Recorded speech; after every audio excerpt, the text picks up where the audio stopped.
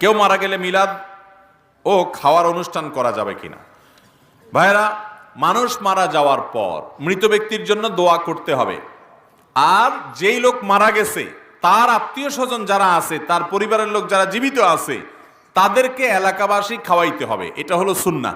নবী করিম সাল্লাল্লাহু আলাইহি সাল্লাম নির্দেশ করেছেন, তোমরা অমুকের জন্য, তার পরিবারের জন্য খাবারের ব্যবস্থা করো, কারণ তারা প্রিয়জন হারিয়ে মন খারাপ, তাদের রান্নাবাড়া করার মতো মানসিকতা নাই।